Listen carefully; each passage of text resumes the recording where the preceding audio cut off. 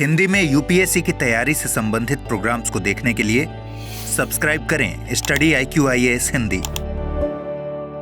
A very, very, very warm hearted welcome to all of you. This side is Abhinav Kumar बौरे और आज मैं आपके समक्ष लेकर प्रस्तुत हूँ बेसिकली फ्री हैंड मैपिंग की एक और क्लास। आज की इस क्लास में हम क्या देखने वाले हैं, तो बेसिकली हम देखेंगे कि विश्व में जो पर्वत हैं उनका डिस्ट्रीब्यूशन अर्थात इनका वितरण किस प्रकार से है। आप समझिए, प्रमुख पर्वतों की मैपिंग देखेंगे। इसके अलावा हम ये चीज समझेंगे कि इन पर्वतों से रिलेटेड कैसे प्रश्न आया करते हैं।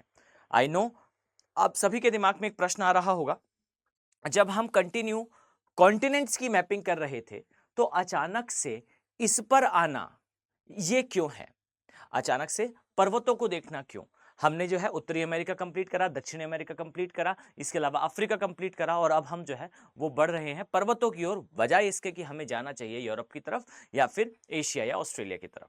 अब समझिए, इसका मुख्य कारण यह है कि वास्तविकता में आप पाएंगे कि हमने जिन क्षेत्रों को कवर करा है, अब तक जिन कॉन्टिनेंट्स को कवर करा है, आपको समझ में आएगा कि उन सभी में हमने सतही तौर पर माउंटेन्स को देखा है।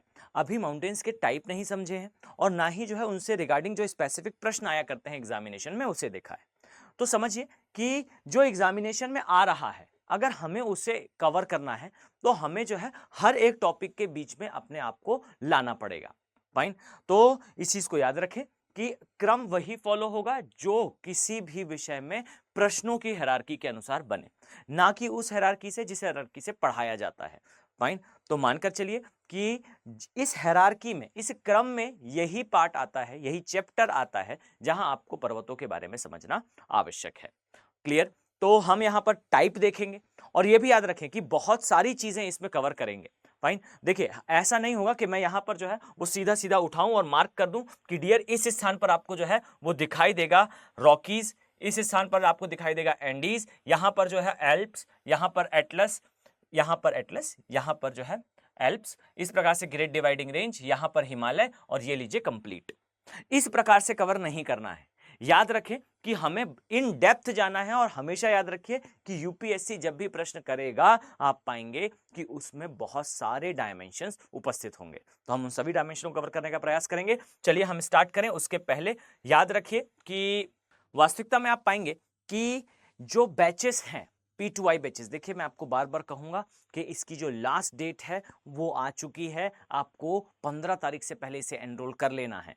अगर आप इस पे लेट हो रहे हैं तो जल्दी से जल्दी जो है वो टीम को कांटेक्ट करिए। आपके पास तीनों वैलिडिटीज उपस्थित हैं और ये मैं मानकर चल रहा हूं कि आप सभी जो है 18 महीने की, 30 महीने की और 42 महीने की, ये जो है 42 मंथ्स की वैलिडिटीज के साथ आप इन कोर्सेज को परचेज कर सकते हैं, इसका पार्ट बन सकते हैं।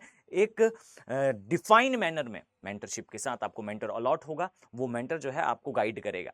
सेकेंडली, आपको लाइव क्लासेस मिलेंगी। लाइव क्लासेस में आप जो है वो अपने डाउट पूछ सकते हैं, जैसे आप लाइव क्लास में यहाँ यूट्यूब पर पूछते हैं उससे बेहतर तरीके से ऑडियो और वीडियो में डाउट्स पूछ सकते हैं। साथ ही आपके पास जो है हैंड रिटन नोट्स आएंगे। क्लास एंड हुआ करेगी, क्लास के साथ आपको जो है एक PDF दी जाएगी जिससे टीचर ने पढ़ाया है, टीचर उसे आपको दिखाएगा भी, वही PDF आपको मिलेगी भी। साथ में टीचर जो बोर्ड वर्क करता है, जैसा मैं अभी करने वाला हूं, ऐसा बोर्ड वर्क आपको एज इट इज प्रोवाइड करा जाएगा। साथ में एक एक्सपर्ट जो है वो लाइव क्लास देख रहा होगा, वो हैंड रिटन नोट्स बनाएगा और वो आपको प्रोवाइड होंगे। फाइन, इसके अलावा डेली टेस्ट होंगे, वीकली टेस्ट होंगे और साथ में आपको टेस्ट सीरीज मिलेगी। इसके अलावा SIP प्रोग्राम अर्थात आपकी क्लासेस चल रही होंगी, प्री के एग्जैक्टली पहले 75 आवर प्लस की आपको क्लासेस अलग से मिलेंगी, वो क्रैश कोर्स होगा। याद रखिए, इसके लिए आपको कुछ अलग पे नहीं करना, आपके उसी में इंक्लूडेड होगा, आपको पूरा जो है एक बार में सारा कंटेंट मिल जाएगा। इसके बाद अगर आपका प्री क्वालिफाई होता है और आप मेंस देने जाते हैं तो याद रखिए कि आपको कोई टेंशन की आवश्यकता नहीं है, आपको सैटेलाइट मोड पर सीधा यहां बुला लिया जाएगा और स्टडी IQ अपने खर्चे पर आपको यहां रखकर पढ़ाएगा। फाइन, तो इस चीज को समझिए कि ये गोल्डन अपॉर्चुनिटी, और मैं दावे के साथ कह सकता हूं this will going to change your journey, ये आपकी यात्रा को बदल कर रख देगा। और साथ ही याद रखिए कि आपका सिलेक्शन जो आपको अभी थोड़ा सा संशय महसूस होता है उसमें, याद रखें वो जो है वो दूर हो जाएगा। मैं उम्मीद करता हूं कि उन सभी लोगों को जो मुझे रोज इस क्लास में देखते हैं, मैपिंग की क्लास में, मैं चाहता हूं ऐसे डेडिकेटेड स्टूडेंट जरूर आए इन बैचेस में। ये बैचेस ऐसे ही विद्यार्थियों के लिए है जो डेडिकेशन के साथ अपनी तैयारी करना चाहते हैं। आप सभी का वेलकम है और मैं चाहता हूं कि यहां पर आप आए। क्लियर? तो चलिए हम स्टार्ट करते हैं और ध्यान से देखिए, अगर आप जो है वो इस क्लास में यूज हुई पीडीएफ को डाउनलोड करना चाहते हैं, यानी कि जो भी मैं ड्रॉ करूं वो आप तक पहुंच जाए, तो आप मेरे टेलीग्राम चैनल अभिनव बोहरे ज्योग्राफी, बहुत सारे बच्चों को जो है कई बार कंफ्यूजन होता है, तो एक चीज तो मेरी रिक्वेस्ट है, जो बच्चे कमेंट सेक्शन में पूछा करते हैं आप में से कोई उन्हें रिप्लाई कर दें। ये जो है वो टेलीग्राम चैनल का नाम है अभिनव बोहरे ज्योग्राफी, आप यहाँ से डाउनलोड कर सकते हैं। चलिए तो हम स्टार्ट करते हैं। Before I use to start, ध्यान से देखिए, हमें जो है फ्री हैंड मैप बनाते आना चाहिए। मैं कई बार कह चुका हूं इस चीज को कि आपको ये मैप बेहतर तरीके से बनाते आना आवश्यक है। अगर आप फ्री हैंड मैप नहीं बना सकते, पहली चीज तो एनवायरनमेंट वाले सेक्शन में आता है। अब मेरी बात ध्यान से सुनिए, केवल और केवल मेरा उद्देश्य यहां पर आके आपको सारा मैपिंग का पार्ट कवर कराना नहीं है। याद रखें, उद्देश्य मेरा यह है कि आपका सिलेक्शन हो। फाइन, तो समझिए इस चीज को कि अगर आप चाहते हैं कि आपका सिलेक्शन इंश्योर हो, तो याद रखिए यूपीएससी में मेंस में बायोम आते हैं, प्री में भी बायोम्स आते हैं, और वो बायोम आपको जो है वो वर्ल्ड मैप पर ही प्लॉट करना होता है। याद रखिए कि बायोम से यूपीएससी प्रश्न पूछता ही है, और अगर आप उसकी अंडरस्टैंडिंग चाहते हैं, और एक बात मैं आपको और बताऊं, तो याद रखिए जो बायोम वाला सेक्शन है ना, हमेशा याद रखिएगा कि मैं आपको इतनी श्योरिटी के साथ बता रहा हूं, याद रखें दैट मच श्योरिटी, कि अगर किसी स्टूडेंट का बायोम वाला सेक्शन स्ट्रांग है, कितने पेजेस के नोट्स बनेंगे। मैं मानकर चलता हूं कि मेरा सब्जेक्ट है ज्योग्राफी, जो है आईआर और सिक्योरिटी, आप मिला लीजिए, इसको मिलाकर कितने जो है परसेंटेज, कितने पेजेस के आप नोट्स बनाएंगे। फाइन, और कितने प्रश्न ये आपको देता है प्री में। मैं आपको कहूं कि अगर आपने बायोम सही से पढ़ा है और बायोम के अगर आप नोट्स बनाएं, तो लेस देन 20 पेजेस के, 20 पेज से कम के नोट्स बनेंगे बच्चे। लेकिन याद रखिए, जब प्रश्नों की बारी आएगी तो मैं दावे के साथ कह सकता हूं कि आप, पहली चीज तो आप समझ नहीं पाएंगे कि वो प्रश्न बायोम से है। यूट्यूब पर बहुत सारे लोग जो है अपना एनालिसिस डालते हैं, वो कह देंगे ज्योग्राफी का क्वेश्चन है, नहीं तो ये मिसलेनियस का क्वेश्चन है, नहीं तो फलाना ढिमकाना करंट अफेयर का, कुछ समझ में नहीं आया वो करंट अफेयर का क्वेश्चन हो जाता है। फाइन, लेकिन याद रखें, अगर किसी ट्राइब से क्वेश्चन आया, किसी ट्री से क्वेश्चन आया, किसी एरिया से क्वेश्चन आया, ये वास्तविकता में क्वेश्चन बिलोंग करते हैं किससे, बायोम से। आपने पढ़ा नहीं है बायोम को ठीक से, इसलिए आपको जो है वो ये लग जाता है कि शायद कहीं का कोई करंट अफेयर था जो आप पढ़ना भूल गए। पर याद रखें, वो करंट अफेयर नहीं है, वो बायोम से आया है। फाइन, अगर मैं कहूं बताएं ऑर्चिड्स क्या होते हैं, ऑर्किड्स बोला जाता है उसे, ऑर्किड्स क्या होते हैं, एपीफाइट्स क्या होते हैं, या फिर पिचर प्लांट क्या होते हैं, आप सभी को जो है अचानक से ये लगेगा कि शायद कोई करंट अफेयर का क्वेश्चन है, कन्वेंशनल क्वेश्चंस हैं। अगर मैं आपसे कहूं अरुणाचल प्रदेश से अरुणाचल प्रदेश में पाए जाने वाले ऑर्किड से 3 से 4 बार यूपीएससी ने प्रश्न करा, हर एक स्थान पर आप जाकर देखिए, सभी ने कहा करंट अफेयर पर आधारित है। वास्तविकता यह है कोई करंट अफेयर पर आधारित नहीं था, कन्वेंशनल क्वेश्चन था, आपके सिलेबस का पार्ट है, बस कोई ध्यान से उस डेप्थ के साथ बायोम्स को पढ़ता ही नहीं है। फाइन, और बायोम्स को नहीं पढ़ने के कारण मैं आपको स्पष्ट बताता हूं, रीजन क्या है। इसे पढ़ने और पढ़ाने दोनों में बहुत एफर्ट लगता है। आप देखिएगा कि बहुत सारे स्थान पर जो है वो इन्वायरमेंट आप पढ़ेंगे, लेकिन आपको दिखाई देगा कि इन्वायरमेंट में बायोम वाला जब चैप्टर आता है तो इसे जो है बहुत इजीली एक छोटे सेक्शन के रूप में निपटा दिया जाता है, क्योंकि है भी इसकी लंबाई चौड़ाई कम, मतलब स्पष्ट बोलूं तो इसकी लेंथ, या मैं कहूं इस सब्जेक्ट के अंदर जो डेटा है वो कम ही है, तो इसे सामान्य सहज फॉर्म में पढ़ा दिया जाता है। लेकिन यथार्थता यह है कि ये प्रश्न हर बार यूपीएससी में आते हैं, बायोम हर बार न्यूज में रहता है, और बायोम को कनेक्ट कर दिया जाता है करंट अफेयर के साथ। मैं अभी आपसे कहूं तो जितने लोग ये देख रहे होंगे उसमें से ज्यादातर लोग जो है ये जानते भी नहीं होंगे कि एग्जैक्टली बायोम होते क्या है, जबकि ये वो एग्जाम है जो 6 से 7 प्रश्न पूछ चुका है बायोम से, हर साल प्रश्न पूछता है बायोम से।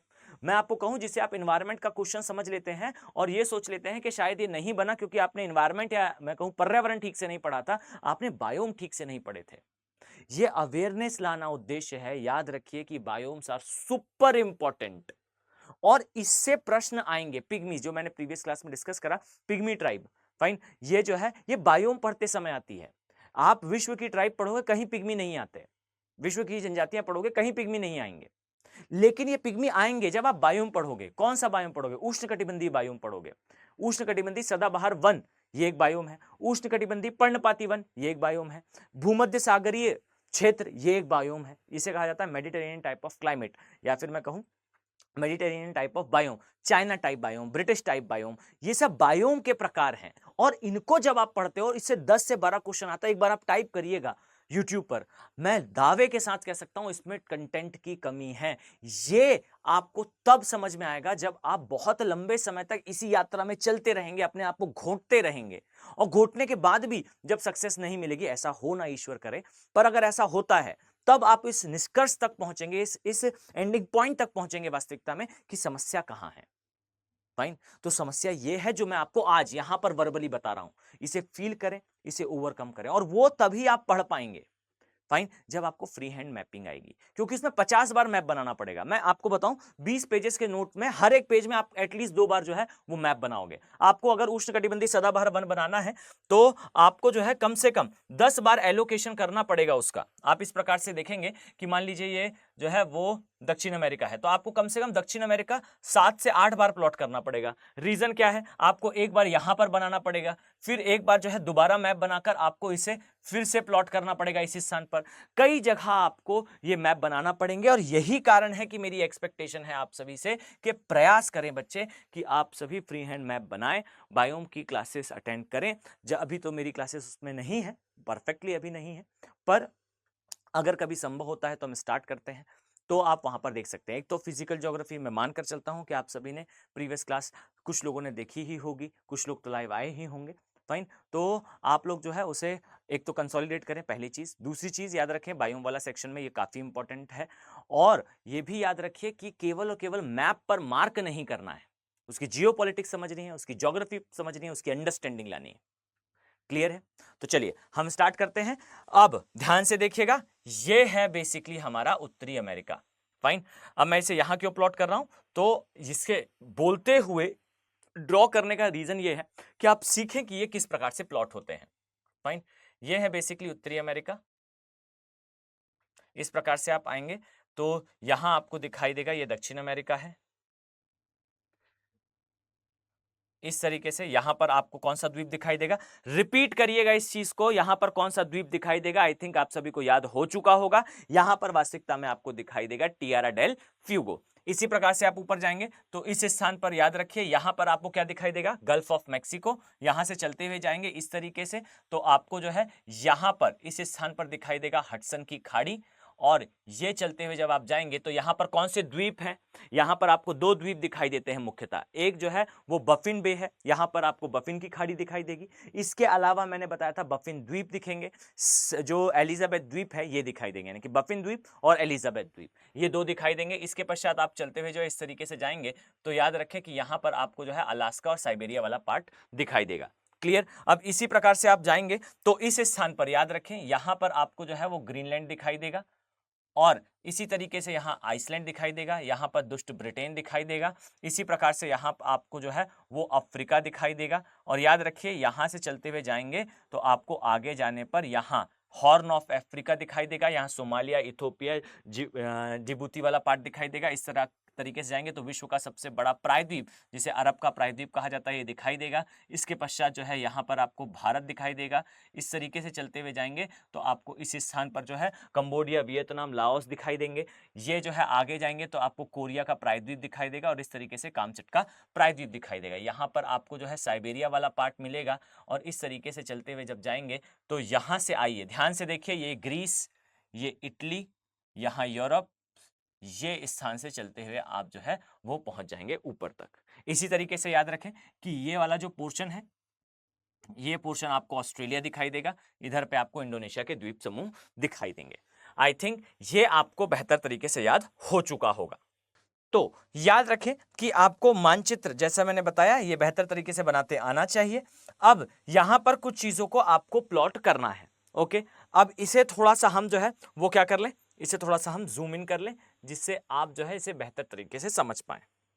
तो आ जाए हम एक एक करके इसमें जो है वो प्लॉटिंग स्टार्ट करते हैं। ध्यान से देखिएगा, सुपर इंपॉर्टेंट है। ओके, देखें, सबसे पहले तो आई थिंक आप सभी अवेयर्ड हैं, यहां आपको जो है वो क्या दिखाई देने वाला है, यहां ध्यान दें। सबसे पहले तो हम इस स्थान से स्टार्ट करते हैं, चूंकि हम पहले ये देख चुके हैं तो पहले हम यहां से स्टार्ट करेंगे। यहां ध्यान से देखिए, इस स्थान पर जो है आपको एक स्थान दिखाई देगा, इसे कहा जाता है पामीर की पर्वतीय गांठ। ठीक है, अब यहां ध्यान से देखिए, याद रखिएगा कि ये जो स्थान आप देख पा रहे हैं इसे कहा जाता है पामीर की गांठ। और याद रखिए यहां से बहुत सारे पर्वत निकलते हैं।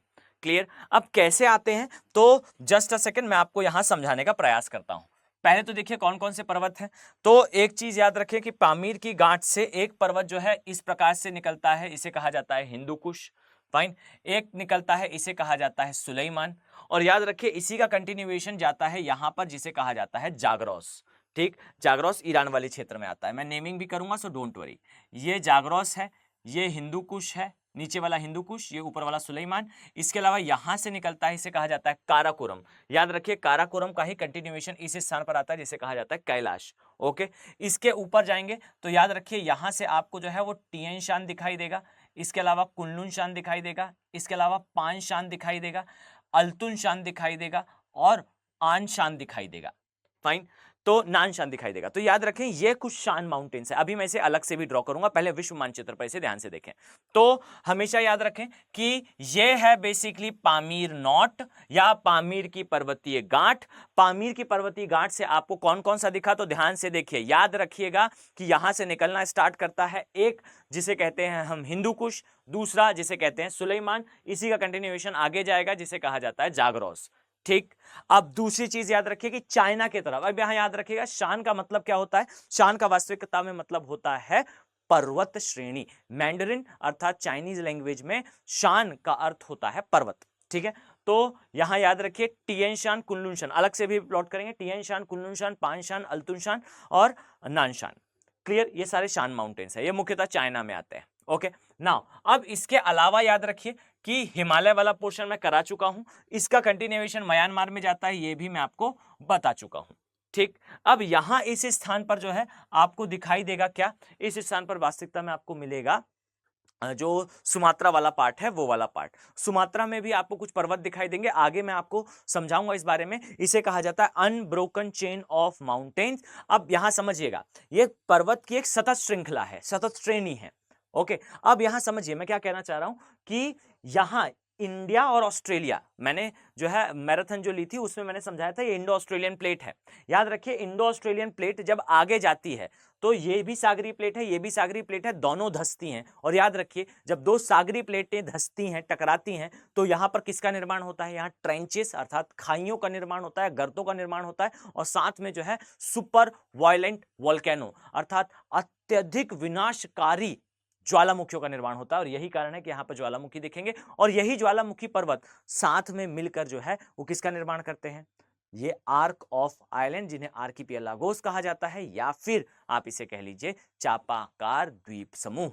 तो याद रखिएगा इस स्थान पर आपको जो है चापाकार द्वीप समूह दिखाई देता है। ठीक, अब इसमें याद रखें कि इस स्थान पर, अब ये इस स्थान का लोकल मैपिंग हुई, इसके अलावा याद रखिए कि इस स्थान पर जो है आपको ग्रेट डिवाइडिंग रेंज दिखेगी, इस स्थान पर जो है आपको एल्प्स दिखेगा इस प्रकार से, और यहां पर आपको जो है एटलस दिखेगा। ओके, अब यहां पर आपको याद रखना है इस स्थान पर एक और श्रेणी दिखेगी जिसे ड्रैकेंसबर्ग कहा जाता है। ओके, इसी तरीके से यहां पर आपको जो है वो क्या दिखाई देगा, यहां पर आपको दिखाई देगा रॉकीज, और माफ कीजिएगा एंडीज, और इस स्थान पर जो है आपको दिखाई देगा रॉकीज। अब हम एक एक को डिटेल में देखने वाले हैं। अब यहां याद रखें कुछ चीजें और हैं, जैसे इस स्थान पर याद रखिए आपको यहां पर एपलेशियन पर्वत दिखते हैं। ओके, ये ओल्ड फोल्डेड है, आइए इसे भी इसी प्रकार से कर दें। अब यहां याद रखिए कि आपको इस एरिया में भी बहुत सारे पर्वत दिखने वाले हैं, इस एरिया में भी, इसे कहा जाता है बेसिकली स्कैंडिनेवियन पर्वत, ये भी दिखने वाले हैं। इसी प्रकार से आपको यहां पर भी दिखाई देंगे, यहां पर भी कुछ पर्वत दिखाई देंगे। ठीक है, तो अब हम एक एक करके इन पर्वतों के बारे में देखना स्टार्ट करते हैं। तो आइए सबसे पहले जो है हम इसी पामीर की नॉट वाले एरिया से शुरू करेंगे। यहां ध्यान से देखें, याद रखिएगा सबसे इंपॉर्टेंट चीज कि पामीर की जो पर्वतीय गांठ है कुछ इस प्रकार से आपको दिखाई देगी। ये पर्वतीय घाट है क्या वास्तविकता में, अब समझिएगा ये जो पर्वतीय घाट है ये वास्तविकता में कुछ और नहीं है, एक पठार है। ठीक है, अब देखिए ध्यान से, ये पठारी क्षेत्र है। अब समझिएगा इस पठारीय क्षेत्र से कुछ श्रेणियां निकलती हैं, इसे हम थोड़ा सा एडजस्ट करें अगर, तो इस प्रकार से आप पाएंगे कि ये एक पर्वतीय गांठ है और यहां से कुछ श्रेणियां निकल रही हैं।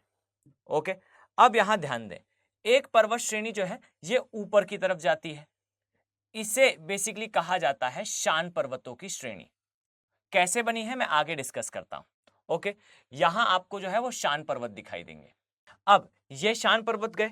अब इसी प्रकार से याद रखिए, इस स्थान से जो है वो पर्वत श्रेणी निकलती है जिसे हम कहते हैं ट्रांस हिमालय, मतलब मेन हिमालय के ऊपर वाला पार्ट, इसे कहा जाता है ट्रांस हिमालय। फाइन। तो याद रखें कि इस स्थान से जो है आपको ट्रांस हिमालय में, और ट्रांस हिमालय में भी कौन सी, तो याद रखिएगा यहां पर निकलती है काराकोरम। काराकोरम का ही कंटिन्यूएशन याद रखिएगा, इसी का विस्तार के रूप में याद रखिएगा, यहां आपको दिखाई देगा कैलाश श्रेणी। ठीक है, यानी कि एक तो एग्जाम पॉइंट ऑफ व्यू से ये याद रखें कि ये कैलाश श्रेणी जो है वो टेक्निकली देखें या टेक्टोनिकली देखें तो ये वास्तविकता में कैलाश काराकोरम का ही विस्तार है। ठीक है, अब इसके अलावा इस तरफ जो है वो जाती हुई एक दिखाई देती है थोड़ा ऊपर की दिशा में। फाइन, इसे कहा जाता है वास्तविकता में सुलेमान श्रेणी। ठीक, अब इससे नीचे जाएंगे तो यहां पर आपको जो है हिंदू कुश दिखाई देगी। माफ कीजिएगा, ऊपर वाला पार्ट हिंदू कुश है, नीचे वाला जो है वो सुलेमान है। और अब यहां ध्यान से देखें, यह हुआ एक सिस्टम। अब इसके नीचे आप आएंगे तो ध्यान दीजिएगा, इस स्थान से जब आप नीचे उतरना स्टार्ट करेंगे तो यहां पर आपको जो है वो एक और पर्वत श्रेणी दिखाई देगी, इसे कहा जाता है हिमालयन पर्वत श्रेणी। और याद रखिए विश्व में 2 पर्वतीय गांठ हैं, यूपीएससी को इसमें इंटरेस्ट है। फाइन, एक ये जो है वो हिमालय की श्रेणी है। अब याद रखिए कि एक है वृहद हिमालय। अब याद रखिएगा जो वृहद हिमालय है ये कंटिन्यू है। चलिए, तो अब यहां ध्यान से देखिए, बनकर रेडी है और अपना कंसंट्रेशन यहां दें। याद रखें इसे कहा जाता है पामीर पर्वतीय गांठ। फाइन, अब यहां समझिएगा, याद रखें पामीर की पर्वतीय गांठ के लिए कि इसे पहली चीज तो विश्व की छत कहा जाता है, रूफ ऑफ वर्ल्ड। फाइन, एक पहली चीज विश्व की छत। दूसरी चीज याद रखिए कि इस पर्वतीय गांठ के नीचे यहां पर जहां हिमालय का निर्माण है, और याद रखिए काराकोरम, मतलब हिमालय और काराकोरम या ट्रांस हिमालय, इससे ऊपर जाएंगे शान माउंटेन, इसके बीच में यहां पर विश्व के कुछ सबसे विशिष्ट प्रकार के और सबसे महत्वपूर्ण आप समझे पठारों में से एक, इसे कहा जाता है वास्तविकता में तिब्बत का पठार। याद रखिए इस तिब्बत के पठार का जो है विस्तार देखने को मिलेगा। ठीक है, अब यहां याद रखिएगा कि जो तिब्बत का पठार है वास्तविकता में ये पठार क्या है, तो देखिए रियलिटी ये है कि ये जो पठार है ये कोई पठार है ही नहीं, ये वास्तविकता में एक ऐसा क्षेत्र है, एक ऐसा एरिया है जहां पर पूरी की पूरी प्लेट ऊपर आ गई है। अगर आपने जो मैराथन वाली क्लास है वो देखी होगी तो आप सभी को पता होगा उत्थान और निज्जमन के बारे में, मैंने वहां डिस्कस करा था। यहां पे महाद्वीपीय उत्थान हुआ है, इसे कहा जाता है महाद्वीपीय पठार। ये महादेश जनक के अंतर्गत आता है। ठीक है, महादेश जनक बल के अंतर्गत आता है। और ये याद रखिएगा कि ये जो पठार है, याद रखें ये जो पठार है, ये पठार वास्तविकता में 2 श्रेणियों के बीच में आता है। तो यहां एक चीज हमेशा याद रखिएगा कि जो पठार होते हैं सामान्यतः ये पर्वत पदीय होते हैं, मतलब जहां पर्वत होते हैं उसके नीचे पठार होते हैं। ये पर्वत पदीय नहीं है, ये अंतर पर्वत पठार है।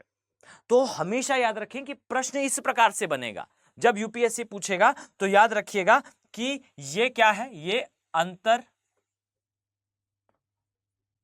पर्वतीय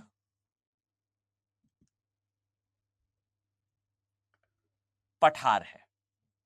ओके, तो अपने दिमाग में हमेशा क्लियर रखें कि अंतर पर्वतीय पठार और पर्वत पदीय पठार, इसमें डिफरेंस है, पहला डायमेंशन। ठीक, तो मैंने क्या कहा, पामीर की एक पर्वतीय गांठ है, ये विश्व की छत कहा जाता है। सबसे ज्यादा जो है इसकी ऊंचाई है, याद रखिए कि इसकी ऊंचाई लगभग 5000 मीटर है। और मैं अगर आपको कहूं तो याद रखिएगा कि 5000 मीटर तो विश्व के ज्यादातर पर्वत श्रेणियों की उच्चतम चोटी की ऊंचाई भी नहीं है, अगर हम नवीन वलित पर्वतों को हटा दे तो इसको याद रखिएगा कि पामीर की घाट विश्व की छत। इसके अलावा याद रखें कि इससे कौन कौन से पर्वत निकलते हैं, तो जैसा मैंने बताया अब यहां पर आपको क्रम याद करना होगा।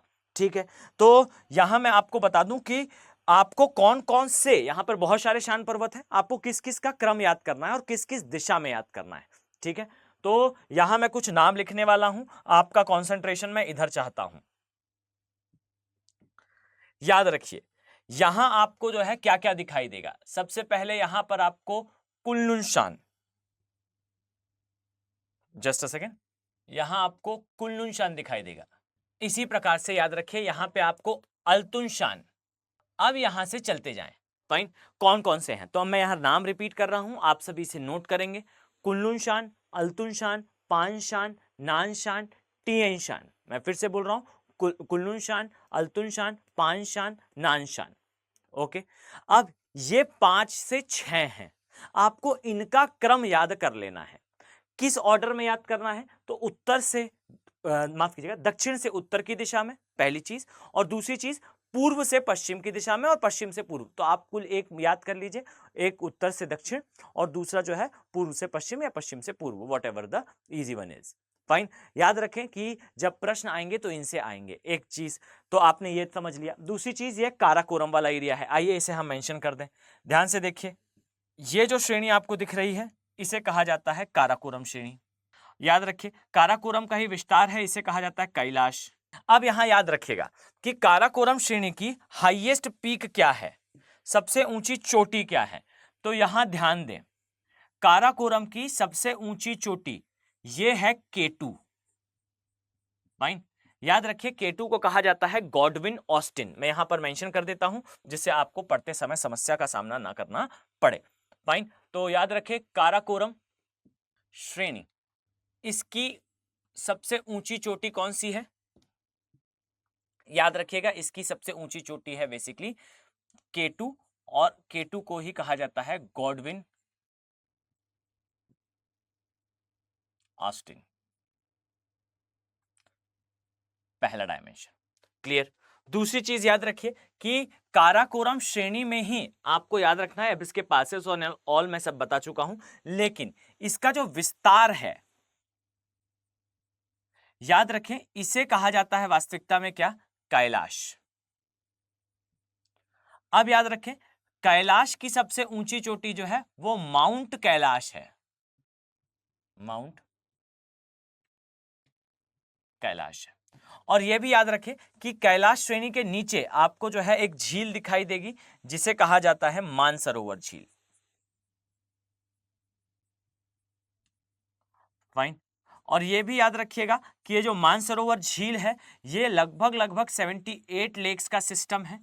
और यह भी याद रखिएगा कि ये 78 लेक्स जो है आपस में अंदर से इंटरकनेक्टेड हैं, जिसमें से एक सबसे इंपॉर्टेंट है जिसे कहा जाता है राकस्ताल। और यह भी याद रखिएगा कि मानसरोवर झील के ऊपर ही माउंट कैलाश आता है। और यह भी आपको याद रखना है कि ये जो गॉडविन ऑस्टिन है ये वाला पार्ट जो है ये पीओ के साइड आता है। और ये याद रखिएगा कि पीओ के इंडिया का पार्ट है, इसलिए हमारी सबसे ऊंची चोटी जो है वो K2 है। फाइन, अब इसी से अगला याद रखें कि आपको हमेशा याद रखना है कि इस प्रकार से पामीर की गांठ से एक तरफ जो है अगर ये श्रेणी निकली है तो दूसरी तरफ जो है आपको इस तरीके से हिमालय का विस्तार दिखता है। ठीक है, अब हिमालय वाली मार्किंग मैं नहीं कराने वाला हूं, कारण यह है कि मैं करा चुका हूं। यहां आपको जो है मेन हिमालय,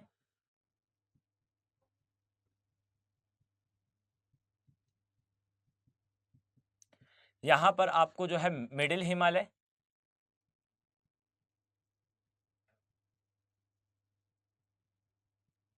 और यहां पर आपको जो है शिवालिक एरिया।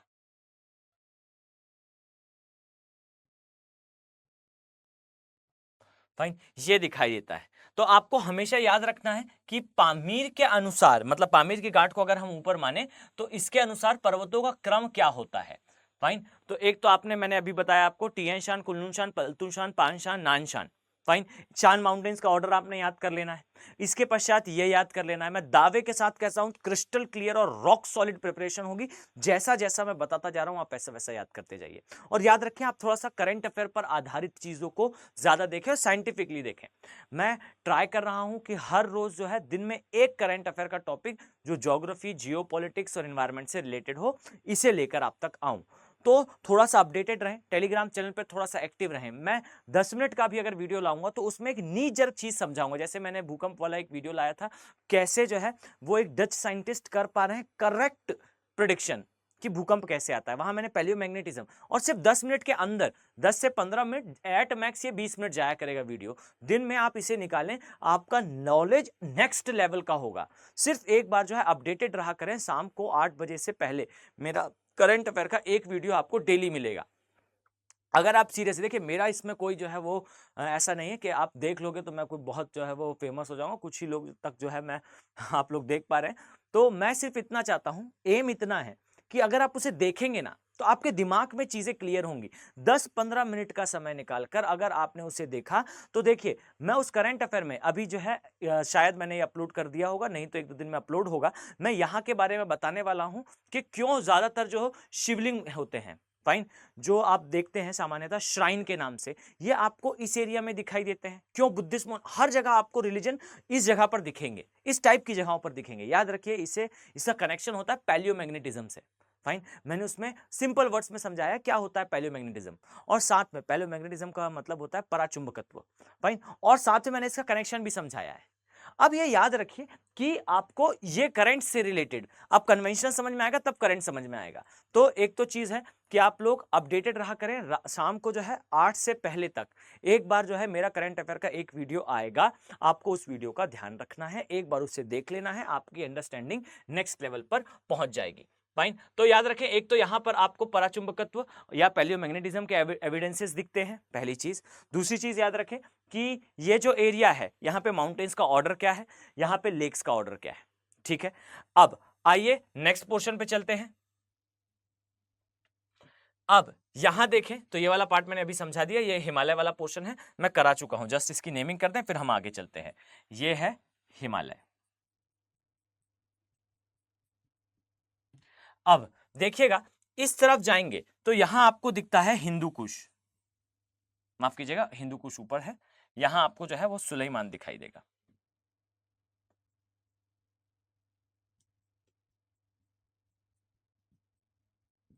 और इस स्थान पर जो है आपको हिंदू कुश दिखेगा। अब याद रखिए कि हिंदू कुश वाला जो एरिया है, यहां पर आपको एक जो है वो पर्वत दिखाई देगा। ये पर्वत काफी इंपॉर्टेंट है, आप लोग का एक वर्क है, याद रखिए कि आप लोग मुझे बताएंगे कि वो कौन सा पर्वत है जो पाकिस्तान की सबसे ऊंची चोटी है। फाइन, और क्या वो हिंदू कुश श्रेणी में आती है, ये आपको मुझे बताना है। अब इसमें पर्वत तो मैंने आपके लिए छोड़ा है, कारण क्या है, थोड़ा सा आप रिसर्च करेंगे तो आपका नॉलेज थोड़ा सा बढ़ेगा। फाइन, सेकेंडली याद रखिए, और मेरी अपेक्षा होगी कि मैं कमेंट सेक्शन में इसका आंसर देखूं। याद रखिए, इस स्थान पर आपको एक दर्रा दिखाई देगा। फाइन, याद रखिए इस दर्रे को क्या कहा जाता है, यह दर्रा है वास्तविकता में खाइबर पास। फाइन, खाइबर दर्रा, आई थिंक आप सभी इसके बारे में जानते होंगे। फाइन, याद रखिएगा, ये जो खाइबर पास है या खाइबर दर्रा है, भारत में जितने भी मेजर आक्रमण हुए, और इसमें भी सबसे पहला आक्रांता जो भारत आया था, नाम था उसका सिकंदर। याद रखिए, सिकंदर इसी दर्रे से होकर आया था। This is near to impossible for any kind of invader, विश्व के किसी भी आक्रांता के लिए लगभग असंभव था कि वो भारतीय क्षेत्र में आकर हिमालय को चढ़कर इस स्थान पर प्रवेश कर जाए। याद रखिए कि ऐसा माओ जेडोंग ने अपनी बुक में लिखा था, आर्ट ऑफ वॉर में, कि वास्तविकता में जैसे जो है वो हिटलर की सेना चढ़ गई थी एल्प्स, हमारी सेना भी एक दिन हिमालय चढ़ जाएगी, ऐसा 2 जन्म नहीं होने वाला है। फाइन, और याद रखिए कि हिमालय को किसी और दिशा से चढ़ना लगभग असंभव है, हिमालय केवल और केवल आप भारतीय क्षेत्र की तरफ से ही चढ़ सकते हैं। अब यहां याद रखिएगा कि जितने भी आक्रांता आए, जैसा मैंने अभी नाम बताया, अलेक्जेंडर हो या इसके बाद क्रमशः हो, ज्यादातर जो आक्रांता थे, अगर वो भारतीय उपमहाद्वीप में प्रवेश करने का प्रयास करते हैं, अगर मैं आपको कुछ इस तरीके से दिखाना चाहूं तो याद रखिए, आप इस स्थान पर देखेंगे कि ये हिमालय वाला क्षेत्र है और प्रायद्वीपीय वाला क्षेत्र है। यहां पर इस प्रकार से जो है हिमालय का विस्तार आपको दिखाई देगा। फाइन, अब याद रखिएगा कि ये जो विस्तार है ना, इस विस्तार को पार करना लगभग असंभव है। अब या तो आप जो है वो नीचे से आइए इस प्रकार से, यानी कि पूरा एरिया घेरते हुए आए और नीचे से अंदर प्रवेश करें, और नहीं तो इस एरिया से आना काफी टफ हो जाता है। अब याद रखिए यहां से आने का एक रास्ता है जिसे कहा जाता है खाइबर दर्रा। अब खाइबर दर्रे के लिए एक डायमेंशन तो ये कि खाइबर दर्रा हिंदू कुश श्रेणी में आता है, इससे जो है आक्रांता प्रवेश करते हैं। और एक चीज याद रखिएगा कि एक समय पर खाइबर दर्रे का एक अल्टरनेटिव यानी कि इसके बदले कोई और दर्रे को खोजा गया था जिसे कहा जाता था, इसके बारे में ज्यादातर लोगों को नहीं पता तो इसे जरूर नोट डाउन करेंगे। याद रखिए इसे कहा जाता है दून खाइबर। फाइन। और याद रखिए ये दून खाइबर है ना, वास्तविकता ये थी कि जब भारतीय राजाओं को ये पता चल गया था कि खाइबर दर्रे से ही जो है वो आक्रांता आते हैं, तो इसके लिए जो है वो प्रॉपर इंतजाम करे जाने लगे थे। तो एक दर्रा बनाया गया, एक रास्ता बनाया गया जिसे कहा जाता था दून खाइबर। फाइन। अब समझिएगा दून खाइबर जैसा कुछ नहीं है। वास्तविकता यह है कि दून खाइबर जो है वो दर्रा है ही नहीं, एक सड़क थी जो पहाड़ों के बीच से बनाई गई थी। समय के साथ धीरे धीरे करके ये और भी बड़ी हुई। और दून खाइबर वाला जो दर्रा है या दून खाइबर वाला जो क्षेत्र है ये वास्तविकता में हिंदू कुश के थोड़े ही दूर उपस्थित है और ये रास्ता प्रोवाइड करता था उस समय भारतीय उपमहाद्वीप में एंटर करने का। तो दून खाइबर के लिए याद रखिएगा ये भी हिंदू कुश के क्षेत्र में ही आता है और ये भी उसी प्रकार से महत्वपूर्ण है जिस प्रकार से आपको खाइबर दिखाई देता है। अब सुलेमान श्रेणी के लिए याद रखें कि ये जो है ये पाकिस्तान के लगभग बीच से गुजरती है और मैंने पाकिस्तान की पूरी प्रॉपर मैपिंग आपको बता रखी थी, मैं इसे डिस्कस दोबारा नहीं करूंगा। याद रखें कि आपको जो है जस्ट अ सेकंड, कहां गया भाई ये, फाइन, इसे थोड़ा क्लीन कर दें। याद रखें मैंने पाकिस्तान का जो मैप आपको समझाया था, आई थिंक आप सभी को याद होगा, उसमें आपको कुछ इस तरीके से दिखाई देगा। ये जो है पाकिस्तान की सीमाएं आपको दिख रही हैं।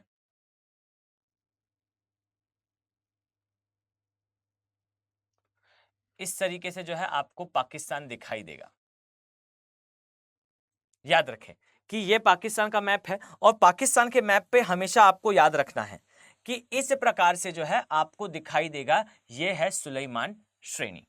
ठीक। अब याद रखें कि सुलेमान जो श्रेणी है उसके एक तरफ आपको, चलिए इसको थोड़ा सा जो है इस प्रकार से पैक कर दें। फाइन। अब याद रखें कि इसके ऊपर का जो क्षेत्र आप देख पा रहे हैं, हमेशा याद रखिएगा ये दुष्ट पाकिस्तान का पठारीय क्षेत्र है। ओके। और इस पठारी क्षेत्र में एक प्रोमिनेंट एरिया आता है जो मैं बता चुका हूं, याद रखिएगा इसे कहा जाता है खाइबर पख्तूनवा। फाइन। मैंने एक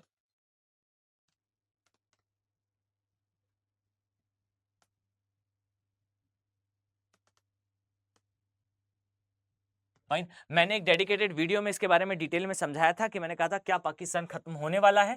तो याद रखिए कि मैंने उसमें यह बात बेहतर तरीके से एक्सप्लेन करी थी कि पाकिस्तान ने चिल्ला चिल्ला कर हंसा था इस बात पर कि तालिबान आ गया और भारत का इन्वेस्टमेंट खत्म हो गया। याद रखिए कि तालिबान ने खैबर पख्तूनख्वा के बारे में स्टेटमेंट दिए थे। अब इसके अलावा जो बचा हुआ क्षेत्र है नीचे वाला मैं बता चुका हूं कि यहां पर जो है आपको दिखाई देगा कि यह बलूचिस्तान वाला एरिया है और जस्ट अ सेकेंड, ये बलूचिस्तान वाला एरिया है। और मैं ये क्यों आपको बता रहा हूं, तो याद रखें कि ये बलूचिस्तान वाले एरिया में आपको कुछ पर्वत श्रेणी दिखाई देगी। ये है सुलेमान श्रेणी और याद रखें सुलेमान के नीचे यहां पर आपको जो है वो दो पर्वत श्रेणियां दिखाई देती हैं। Just a few second.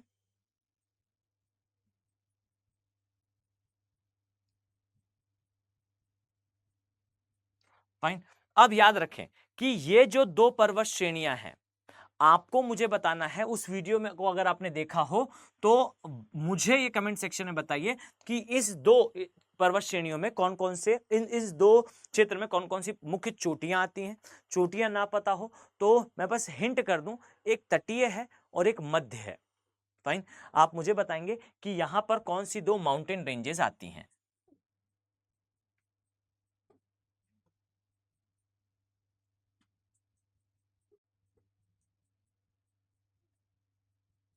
Fine. दो हैं, आपको दोनों का मुझे नाम बताना है। अब इसी प्रकार से यहां पर आपको जो है क्या दिखाई देगा, यहां पर आपको दिखाई देगा खैबर पास। फाइन।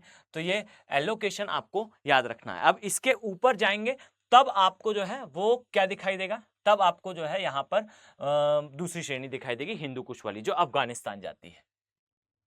ठीक है, तो आपको इस चीज को हमेशा ध्यान रखना है। क्लियर? अब यहां समझिएगा, अगर मैं आपसे ये कहता हूं कि आपको बेटर अंडरस्टैंडिंग की आवश्यकता है पर्वत श्रेणियों की, तो उसका कारण यही है कि ये डिफरेंस अब जो मैं बताने वाला हूं, यहां याद रखिएगा, ये जो क्षेत्र आपको दिखाई दे रहा है, ये है अफगानिस्तान का पॉलिटिकल सेंटर। फाइन, मतलब अफगानिस्तान का जो मुख्यतः जो रहवासी इलाका कह लीजिए, या फिर वो इलाका जो अफगानिस्तान के लिए महत्वपूर्ण हो। अफगानिस्तान का इसके ऊपर वाला एरिया जो है वो उतना ज्यादा महत्वपूर्ण नहीं है जियोपॉलिटिकली, याद रखिएगा, और ज्योग्राफिकली, कि अफगानिस्तान का जो भी क्षेत्र टेरर एक्टिविटी के लिए, पॉलिटिकली, ज्योग्राफिकली, जो भी आपको समझना हो, वो जो महत्वपूर्ण क्षेत्र है, हमेशा याद रखें कि ये आता कहां है। आप सोच कर देखिए, ये जब आप लिखेंगे तो क्या इंपैक्ट आएगा एग्जामिनर पर। याद रखिए, अफगानिस्तान का जो मुख्य पॉलिटिकल एरिया है, हमेशा याद रखिए, ये हिंदू कुश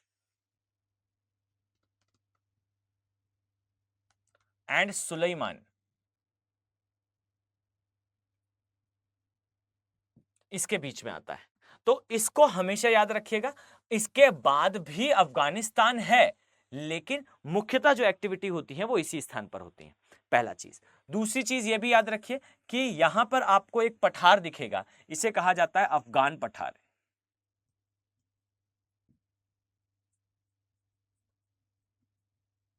अफगान प्लेट्यू। याद रखिए, ये अफगान प्लेट्यू जो है, ये भी क्या है, ये अंतर पर्वतीय पठार है। यहीं पर आपको सारी एक्टिविटी दिखेगी, और यहीं पर कुछ ग्रो नहीं होता, उगता नहीं है, इसीलिए अफगानिस्तान के अंदर एग्रीकल्चर पोटेंशियल कम है। लेकिन यहीं पर याद रखिएगा, अफीम की खेती करी जाती है। और यहीं से याद रखिएगा, अफीम की खेती जो है एशिया में दो जगह पर होती है, एक अफगानिस्तान वाले एरिया में होती है और एक म्यांमार वाले में। फाइन, तो म्यांमार और अफगानिस्तान के क्षेत्र में इस प्रकार की खेती करी जाती है। ये जो है इसको आपको याद रखना है। पामीर की नोट वाले एरिया के लिए मैंने आपको बताया हिंदुकुश, सुलेमान, ये वाले क्षेत्र के बारे में। इसी का कंटिन्यूएशन याद रखेगा, जाग्रोस में जाता है। पेज नंबर 68 निकालिएगा, ऑक्सफोर्ड के स्टूडेंट एटलस का, कोई सा भी एडिशन हो चलेगा। याद रखें, जाग्रोस श्रेणी में मैं यहां पर बस एक रफली उसे ड्रॉ कर लेता हूं, याद रखें ये यहां नहीं आती। फाइन, याद रखिए, जाग्रोस श्रेणी में एक तो आपको ये ईरान इराक तरफ दिखाई देगी, पहली चीज। दूसरी चीज याद रखिए कि ये जो जाग्रोस श्रेणी है ना, हमेशा याद रखिएगा, इस जाग्रोस श्रेणी में आपको एक स्थान दिखाई देगा जिसका नाम है फारस। फाइन, और फारस ये वही स्थान है जिसके नाम पर उस खाड़ी का नाम फारस की खाड़ी रखा गया था। फाइन, इसका नाम है फारस। इसे ही एक समय पर जो है पर्शिया कहा जाता था। फाइन, तो फारस कह लीजिए, पर्शिया कह लीजिए, जाग्रोस माउंटेन के आसपास था। फाइन, अब ये भी याद रखें कि ये उसी फॉल्ट सिस्टम का पार्ट है जिसके बारे में मैंने पाकिस्तान वाले वीडियो में डिस्कस करा था। ओके, वैसे तो एग्जैक्टली देखें तो पाकिस्तान के जो बीच में फॉल्ट सिस्टम है, जिसके कारण पाकिस्तान में बहुत भूकंप आते हैं, वो फॉल्ट सिस्टम कहाँ से स्टार्ट होता है, तो वो स्टार्ट होता है कराची से, जाता है काबुल तक। कराची काबुल फॉल्ट सिस्टम के कारण ही अफगानिस्तान और पाकिस्तान में भूकंप आते हैं। जब कभी आपको ऐसा लगे कि इतने भूकंप क्यों आ रहे हैं, या फिर कभी न्यूज में रहे कि अफगानिस्तान और पाकिस्तान में भूकंप आया, तो मोस्ट प्रोबेबली, अब एग्जैक्टली किसी को भी नहीं पता कि भूकंप जो है वो किस कारण से आया होगा उसी समय। अभी जो आया नहीं उसके बारे में जानकारी हमें है नहीं, लेकिन मोटे तौर पर आप बता पाएंगे कि इन नटशेल आप कह सकते हैं कि इसी फॉल्ट सिस्टम के कारण आती है, जो फॉल्ट सिस्टम कराची से काबुल के बीच में विस्तृत है। ठीक, अब नेक्स्ट डायमेंशन याद रखें कि ये फारस नाम जो है ये पर्शिया के नाम पर है, और ये पर्शिया जो है ये आपको जाग्रोस पर्वत के आसपास ही दिख रहा है ना। चले, अब ये हुआ कंटिन्यूएशन। अब आ जाइए हम जो है वो दूसरी पर्वतीय घाट की ओर चलते हैं। कौन सी है वो पर्वतीय घाट, तो आइए देखते हैं। आए, यहां ध्यान से देखें, याद रखिए कि ये जो मैं ड्रॉ कर रहा हूं ये है यूरोप वाला पोर्शन, और इसमें याद रखिए कि आपको जो है यहां पर कुछ रेंजेस को प्लॉट करना है।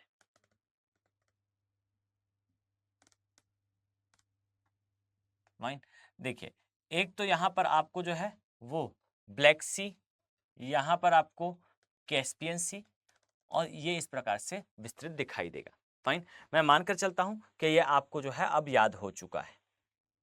फाइन, चलिए, तो ये बनकर रेडी है। नाउ बहुत ध्यान से देखिएगा, और आपका पूरा कंसंट्रेशन जो मैं एक्सप्लेन कर रहा हूं उस पर रहे। ठीक है, आइए ध्यान से देखें। याद रखें, सबसे पहले तो आपको इस स्थान पर जो है, जस्ट अ फ्यू सेकेंड, इस स्थान पर आपको जो है एल्प्स दिखाई देगा। याद रखें, ये एल्प्स जो है इसके दो विस्तार हैं। ठीक है, मतलब दो इसके विस्तार जैसे हमको हिमालय के दिखते हैं ऐसे दिखाई देंगे। एक यहां पर दिखाई देगा और एक इस स्थान पर दिखाई देगा। ठीक है, यानी कि ये एल्प्स है, ये है एल्प्स। एक विस्तार आपको ग्रीस की ओर जाता हुआ दिखेगा। याद रखिए, इसे कहा जाता है पिंडस। ये किस तरफ जा रहा है? याद रखिए, ग्रीस की तरफ जा रहा है। हाँ, ये बिल्कुल सही है कि एटलस में ऊपर दूसरा नाम भी दिया हुआ है, आपको ये याद रखना है। ओके, पेपर में यही मानेगा। दूसरी चीज याद रखिए, एक और है, इसे कहा जाता है AP9। याद रखिए, ये इटली की तरफ जाता है। ओके, और एल्प्स की सबसे ऊंची चोटी याद रखिए इस स्थान पर है। फाइन, तो अब आपको मुझे बताना है कि एल्प्स की ऊंची चोटी कौन सी है। आई नो आज मैं आपको कुछ ज्यादा होमवर्क दे रहा हूं, बट आपको एल्प्स की ऊंची चोटी ये सामान्यतः यूपीएससी नहीं पूछेगा। मैं वही चीज आपसे कहूंगा जो थोड़ी कम महत्वपूर्ण हो, है ना। तो ये याद रखिए कि आपको इस स्थान पर एक चोटी मिलेगी। अब इसके अलावा यहां पर याद रखिएगा, जस्ट अ फ्यू सेकेंड, यहां पर याद रखिएगा इस स्थान पर आपको देखने को मिलता है कॉकेयस पर्वत, कॉकेशियस।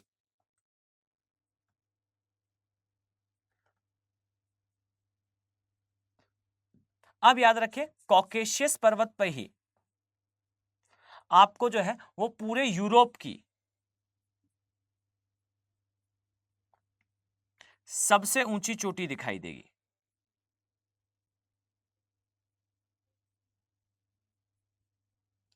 अब यहां समझिएगा, याद रखें कि जो यूरोप है इसकी महत्वपूर्ण जो चोटी है या फिर विश्व में जितने भी आपको पर्वत श्रेणियां दिखाई देती हैं जो नवीन वलित पर्वत का उदाहरण है। अब नवीन वलित पर्वत का मतलब क्या है, मैं पहले भी समझा चुका हूं। याद रखिएगा कि वो कोई भी पर्वत श्रेणी जिसको निर्माण करने वाला बल उस स्थान पर अभी भी उपस्थित है।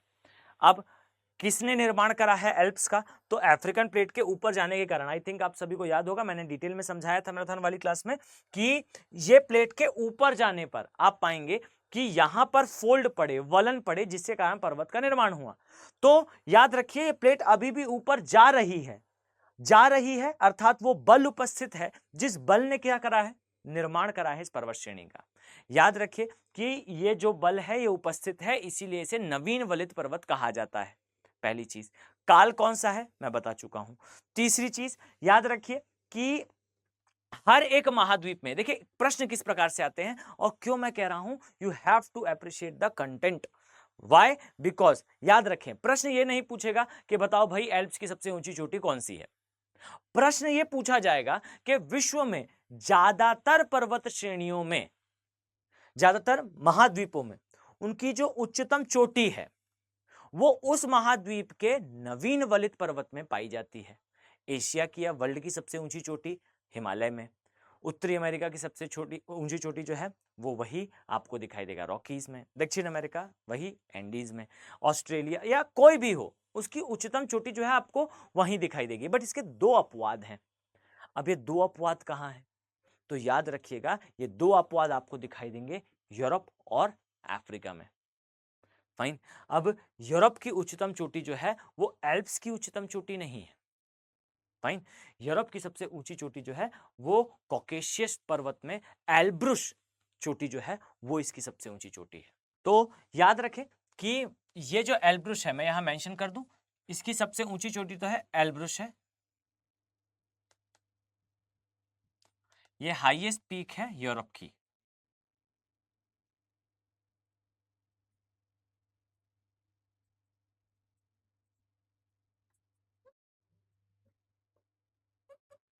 इसके अलावा ये भी याद रखें कि जो एल्प्स है इसकी मैं हाईएस्ट पीक इसलिए आपको बता देना चाह रहा हूं ताकि वो स्टेटमेंट मेरा जो है वो वैलिड हो जाए।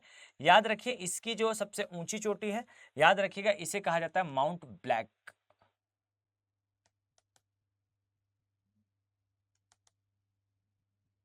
माउंट ब्लॉन्क कहा जाता है, BLONK, माउंट ब्लॉन्क या ब्लॉन्क। फाइन, ये है। अब इसके अलावा याद रखिएगा कि यूरोप में आपने ये देखा, ये यंग फोल्डेड है या नवीन वलित पर्वत है, यहां मैं लिख भी देता हूं जिससे आपको किसी प्रकार की कोई समस्या ना हो। याद रखिए इस स्थान पर आपको जो है ये एल्प्स दिखेगा। एल्प्स जो है ये किसका उदाहरण है? याद रखिए ये नवीन वलित पर्वत का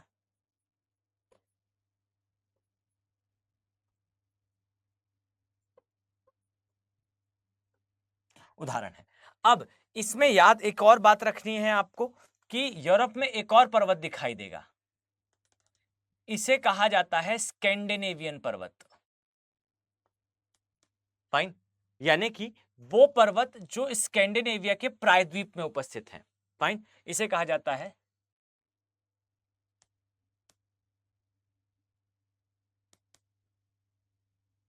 स्कैंडिनेवियन माउंटेन। अब आपको इसमें इसकी उच्चतम चोटी याद नहीं रखनी है, आपको इसमें याद ये रखना है बच्चे कि ये जो है इसका विस्तार कहां पर है।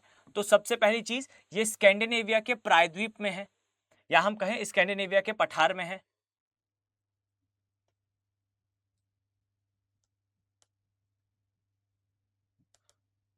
प्लेट्यू या पठार में है। Just a second. इसी प्रकार से याद रखिएगा कि ये जो है ये कितने देश में आता है, ये महत्वपूर्ण है। याद रखिए ये नॉर्वे में आता है। Just a second. ये नॉर्वे, स्वीडन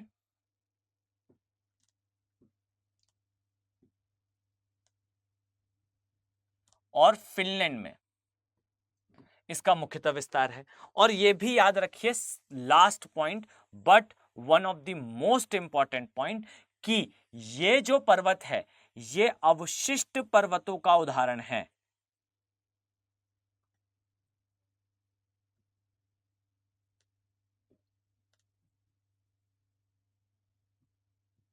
अवशिष्ट पर्वत का उदाहरण है। अब ये अवशिष्ट का मतलब क्या है?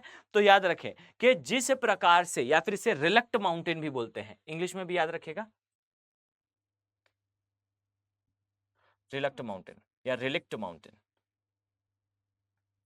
याद रखिएगा कि ये जो माउंटेन है स्कैंडिनेवियन, हमेशा याद रखें कि ये उसी प्रकार के हैं जिस प्रकार से आपको अरावली दिखाई देता है। याद रखिएगा कि अरावली वो पर्वत है या अरावली वो पर्वत श्रेणी था जो एक समय पे, एक लाइन मैंने बताई थी आपको अरावली के बारे में, that once upon a time Aravalli was as high as Himalayas. एक समय पर अरावली जो है बिल्कुल उतना ही ऊंचा था जितना ऊंचा आज के समय आपको क्या दिखाई देता है? हिमालय दिखाई देता है। फाइन, तो याद रखें कि ये कुछ विश्व के सबसे पुराने पर्वत हैं। इसमें से एक आपको स्कैंडिनेविया मैंने बताया, उसके अलावा सबसे पुराना तो एक तो आप याद रखें कि हमारा अरावली है। उसके बाद दूसरा पुराना जो है वो अभी आने वाला है, एपलेशियन है। अब ये याद रखिएगा तीसरा सबसे पुराना है। फाइन, तो अच्छा एक चीज और याद रखिएगा, ये जो स्कैंडिनेविया का पहाड़ है ना, ये पहाड़ अगर आपने क्लास जो है अटेंड करी होगी तो मैंने कहीं ना कहीं एग्जाम्पल में जरूर बताया होगा कि स्कैंडिनेविया के जो पहाड़ हैं ये वास्तविकता में बिल्कुल जुड़े हुए थे। एक समय पर ये सारे महाद्वीप जुड़े हुए थे और उत्तरी अमेरिका में जो आपको पहाड़, जो माउंटेन दिखाई देते हैं कैनेडियन शील्ड में, वो और ये बिल्कुल एक जैसे हैं। आप पाएंगे कैनेडियन शील्ड में जो एलिजाबेथ द्वीप समूह है या फिर बफिन के द्वीप हैं, ये बफिन द्वीप कह लीजिए, एलिजाबेथ द्वीप कह लीजिए, यहाँ पर जो चट्टाने और यहाँ पर जो माउंटेन मिलते हैं, याद रखिए ये बिल्कुल सिमिलर हैं। फाइन, तो ये स्कैंडिनेविया के पहाड़ जो है ये उस समय बने थे जब ये बिल्कुल जुड़ा हुआ था। ठीक है, तो एक पार्ट ये आ गया। अब इसके अलावा आपको और क्या याद रखना है? तो आइए, अब तक आपने देखिए यूरोप में क्या क्या देख लिया। यूरोप में आपने देख लिया एक तो नवीन वलित पर्वत, एक पुराना पर्वत, एक मिड काल का पर्वत और उसकी उच्चतम चोटी जो कि यूरोप की उच्चतम चोटी है। अब देखिए यहां पर कुछ पर्वत हैं। ठीक, आइए पहले हम इनके दर्शन कर लें फिर हम बात करेंगे। फाइन, ध्यान से देखें, एक पर्वत आपको यहां पे दिखाई देगा, इसे कहा जाता है पिरेनीस या फिर पिरेनीस। ठीक है, मैं आगे आपको इसके बारे में बताने वाला हूं। फिर इसके बाद याद रखिए यहां पर आपको एक पर्वत दिखाई देगा, इसे बेसिकली कहा जाता है वोज़जेस। ठीक, और इसके पश्चात याद रखिए इस स्थान पर एक पर्वत दिखाई देगा, इसे कहा जाता है ब्लैक फॉरेस्ट। ठीक है, मैं एक बार रिपीट कर रहा हूं, याद रखिए कि इस स्थान पर आपको जो है पिरेनीज दिखाई देगा, इस स्थान पर आपको जो है वो वोज़जेस दिखाई देगा, और इस स्थान पर जो है आपको क्या दिखाई देगा बच्चे, याद रखिए इस स्थान पर आपको ब्लैक फॉरेस्ट दिखाई देगा। ठीक, अब आइए हम इसके बारे में देखते हैं। मैं यहां पर क्रम से इसकी नेमिंग कर देता हूं जिससे आपको समझने में किसी प्रकार की समस्या ना हो। जस्ट अ फ्यू सेकेंड, हम इसे जो है अभी लिख देते हैं। याद रखें कि जो क्रम यहां है मैं उसी क्रम से लिख रहा हूं, यानी कि ये फर्स्ट है, ये सेकंड है और ये थर्ड है। फाइन, तो फर्स्ट है जैसा मैंने बताया इसे कहा जाता है पिरेनीज। सेकेंडली याद रखिएगा दूसरा नंबर पे आता है वोज़जेस, और थर्ड नंबर पे याद रखिएगा इसे कहा जाता है ब्लैक फॉरेस्ट। अब यहां ध्यान से सुनिए, हमेशा याद रखिएगा कि जो ये तीनों पर्वत हैं, ये तीनों पर्वत वास्तविकता में किसका उदाहरण है, तो ये तीनों पर्वत जो हैं, चलिए आ जाए, ये तीनों पर्वत जो हैं वास्तविकता में उदाहरण है ब्लॉक या मैं कहूं भ्रंशोत्थान पर्वत का, ब्लॉक माउंटेन का, या फिर भ्रंशोत्थान पर्वत का। फाइन, अब समझिए ध्यान से, याद रखें कि भ्रंशोत्थान पर्वत होते क्या हैं।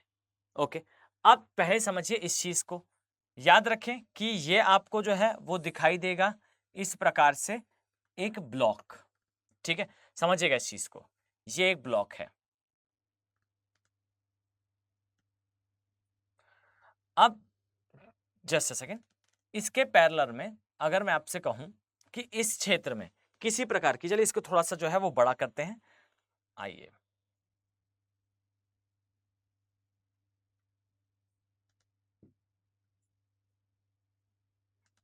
इस तरीके से देखेंगे तो ज्यादा बेहतर तरीके से समझ में आएगा।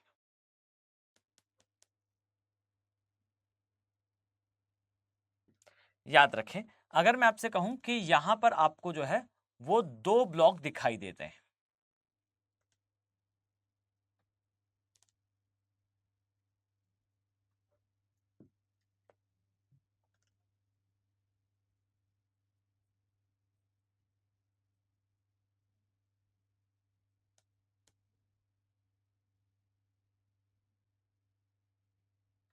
देखिए अब ये देखिए दो ब्लॉक्स है। याद रखें कि अगर मैं आपसे कहूं कि ये ब्लॉक इस दिशा में जा रहा है और ये ब्लॉक इस दिशा में जा रहा है, बताइए इससे क्या निर्मित होगा, तो याद रखें इससे जो है वो बीच में एक दरार बनेगी। फाइन, अब समझिएगा कि ये कहलाया एक सिंगल भ्रंश। फाइन, ये कहलाया एक भ्रंश, एक भ्रंश। अब अगर मैं आपसे कहूं कि यहां पर एक और ब्लॉक है, फाइन जस्ट अ सेकेंड, इस प्रकार से अगर मैं आपसे कहूं कि इस स्थान पर जो है वो एक और ब्लॉक है,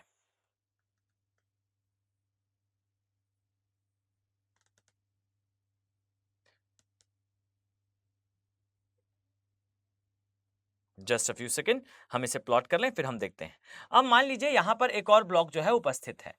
अब देखिएगा ध्यान से, याद रखें कि अगर यहां पर दो ब्लॉक्स उपस्थित हैं और एक ब्लॉक जो है इस दिशा में जा रहा है, अब हम अगर इसकी दिशा चेंज कर दें, फाइन बहुत ध्यान से देखिएगा, अगर आपने इसे यहां समझ लिया तो आपको फिर दोबारा कहीं पर टाइम वेस्ट करने की आवश्यकता नहीं होगी।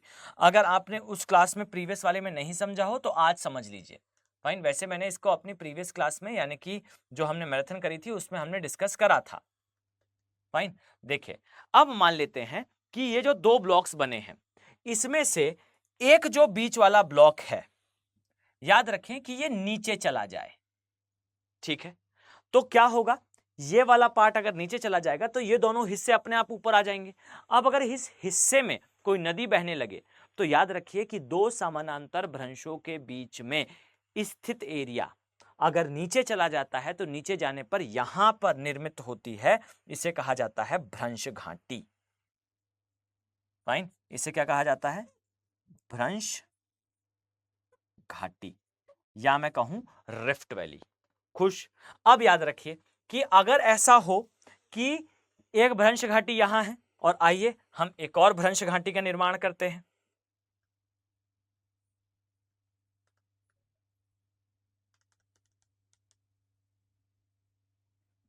Just a second. याद रखें कि एक और ब्लॉक अगर मैं इस प्रकार से बनाऊं, और याद रखिएगा अगर मैं आपसे कहूं कि ये जो क्षेत्र है जो हमने अभी बनाया, जिस ब्लॉक को हमने अभी ड्रॉ करा, याद रखें अगर मैं आपसे कहूं ये क्षेत्र भी नीचे चला जाए अर्थात दो भ्रंश घाटियों का निर्माण हो जाए। फाइन, यानी कि इस प्रकार की स्थिति दिखाई दे, तो याद रखिएगा कि दो समानांतर भ्रंशों के बीच का क्षेत्र अगर नीचे चला जाए और दो समानांतर भ्रंश घाटियां उपस्थित हों तो बीच वाला क्षेत्र अपने आप ऊंचा दिखने लगता है। इसे वास्तविकता में क्या कहा जाता है? इसे कहा जाता है भ्रंशोत्थान पर्वत या फिर ब्लॉक माउंटेन्स। फाइन, इसे कहा जाता है ब्लॉक माउंटेन, ब्लॉक माउंटेन या फिर भ्रंशोत्थान पर्वत। फाइन, तो याद रखिएगा भ्रंशोत्थान पर्वत का निर्माण कैसे होता है। तो भ्रंशोत्थान पर्वत का निर्माण वास्तविकता में आप पाएंगे कि दो समानांतर भ्रंशों के बीच का क्षेत्र यदि नीचे चला जाए तो भ्रंश घाटी बन जाएगी, आसपास जो ऊंचा क्षेत्र है वहां पर भ्रंशोत्थान पर्वत बन जाएगा। How simple is that to understand. Fine, तो आई थिंक ये वाला पोर्शन आपको अब समझ में आ चुका है, ये भ्रंशोत्थान पर्वत है। अब इसी के साथ आपको याद रखना है, जस्ट अ सेकेंड, मैं इस डायग्राम को जो है थोड़ा इंटरेक्टिव कर दें हम इसे, तो आपको इसे याद रखना है। ठीक है, अब आ जाइए हम आगे चलते हैं, ध्यान से देखें। याद रखिएगा कि आपको जो मैंने पहाड़ों का क्रम बताया है, आपको हमेशा याद रखना है इस तरीके से कि ये जो स्थान आपको दिख रहा है ये मैंने आपको बताया ये पिरेनीज है। ठीक, इसके बाद याद रखिए इस स्थान पर आपको जो है एक और पर्वत दिखाई देगा, इसे कहा जाता है वॉसजेस। फाइन, और एक और दिखाई देगा, इसे कहा जाता है बेसिकली ब्लैक फॉरेस्ट। फाइन, तो देखिए याद रखना है आपको कि ये तीनों ही ब्लॉक पर्वत का उदाहरण है। फाइन, जो पिरेनीज है इस तरीके से याद रखिएगा,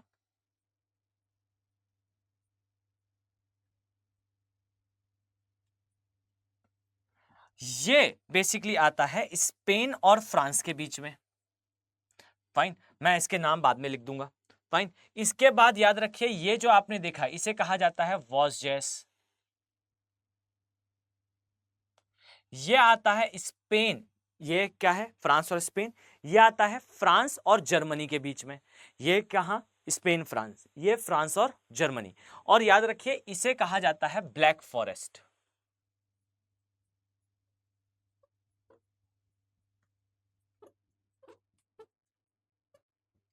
याद रखिए ब्लैक फॉरेस्ट वही केक वाला। फाइन, ये प्योरली आता है जर्मनी में। फाइन, मैं इसे लिख दूंगा देशों के नाम भी। अब याद रखिए ये तीनों ही क्या है? ये तीनों ही भ्रंशोत्थान पर्वत हैं या ब्लॉक माउंटेन है। अब आपके दिमाग में प्रश्न आना चाहिए कि अगर ये भ्रंशोत्थान पर्वत हैं सर, तो फिर इनके बीच में नदियां बहती होंगी।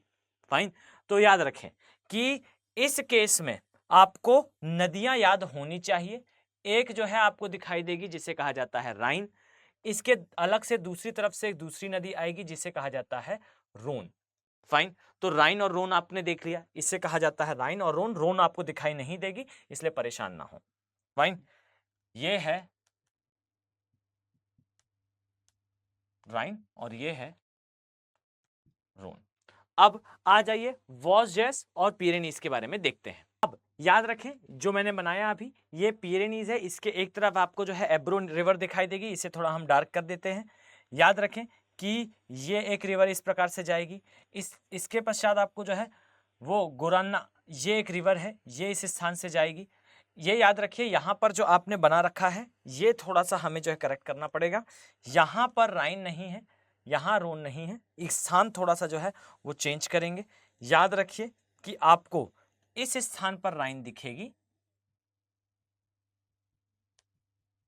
और इस स्थान पर रोन दिखेगी। याद रखिए, ये आपको रिवर मार्किंग में नहीं दिखाई देगी। ओके, अब यहां याद रखिए कि यूरोप के अंदर जो है आपको इसके अलावा भी एक पर्वत मार्क करना है, और ये याद रखिए कि वो पर्वत ब्लॉक माउंटेन नहीं है। फाइन, यहां मैं मेंशन कर दूं जिससे आपको समस्या ना हो किसी प्रकार की। पिरेनीज जो है आपको याद रखना है, ये आपको दिखाई देगा फ्रांस तथा स्पेन के बीच में। ये आपको दिखाई देगा ये पर्वत, ये यहां मैंने वॉसजस लिखा है, कई जगह बासजस लिखा रहता है, कोई प्रॉब्लम नहीं है। फाइन, ये याद रखिए वॉसजस आपको जो है फ्रांस और जर्मनी के बीच में, और ये टोटलिटी में आपको जर्मनी में दिखाई देगा। फाइन, अब यहां याद रखिए इसके नीचे आपको एक और पर्वत दिखता है, याद रखिएगा इसे कहा जाता है बेसिकली जुरा पर्वत। फाइन, और याद रखिए जुरा पर्वत का ज्यादातर विस्तार जो है वो स्विट्जरलैंड में है। यह भी याद रखिएगा कि इसके नीचे जो है एक झील है, और इस झील के नाम पर ही स्विट्जरलैंड में एक सिटी है जिसे आप कहते हैं जिनेवा, तो इसे कहा जाता है जिनेवा की झील।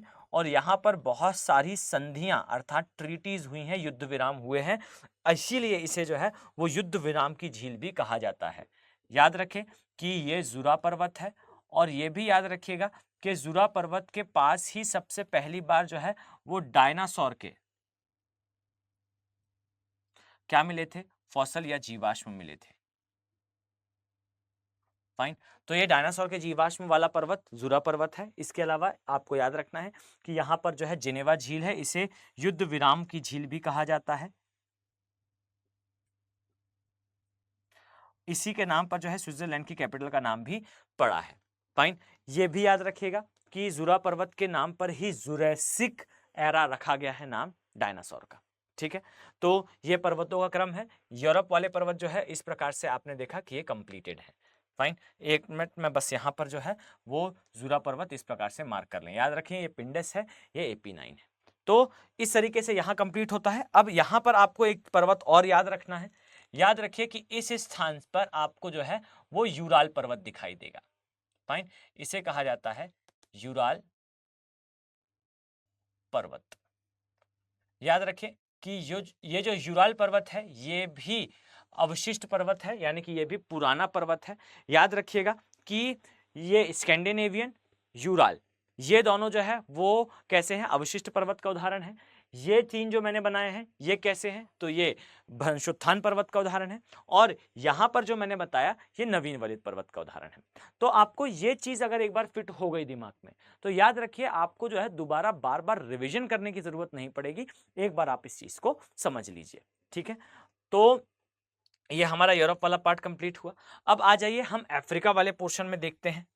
ध्यान दे, याद रखिएगा कि अफ्रीका में आपको जो है मुख्यतः पर्वतों का विस्तार जो है वो कहाँ देखने को मिलता है, तो ये मुख्यतः आपको ऊपर की दिशा में देखने को मिलता है। लेकिन एक दो जगह आपको ऐसी दिखाई देंगी जहां आपको जो है वो अपने दिमाग पर थोड़ा सा जोर देना पड़ेगा। फाइन, कौन से हैं वो स्थान, तो आइए देखते हैं। याद रखें आपको यहां पर फोकस इस बात पर करना है कि एक जो है आपको यहां एल्प्स दिखाई देगा। ठीक है, ध्यान दीजिएगा, यहां एक तो आपको एल्प्स दिखाई देगा, माफ कीजिएगा एटलस दिखाई देगा। एक आपको यहां पर नीचे, ये एक ऊपर, और एक यहां पर, ये एटलस के विस्तार दिखाई देंगे। एल्प्स के एटलस के विस्तार दिखाई देंगे। अब ये कौन कौन से विस्तार हैं याद रखें।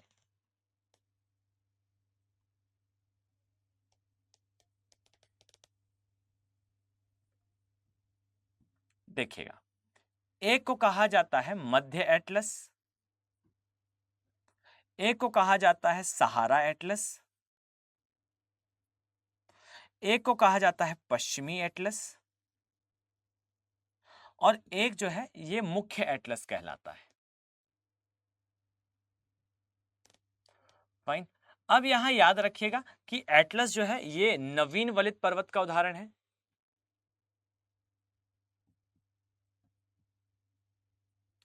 और ये भी याद रखिएगा कि एटलस में मुख्यतः आपको ये याद रखना है कि एक तो इसकी उच्चतम चोटी कौन सी है। तो आई थिंक आप सभी को पता होगा कि इसकी उच्चतम चोटी कौन सी है।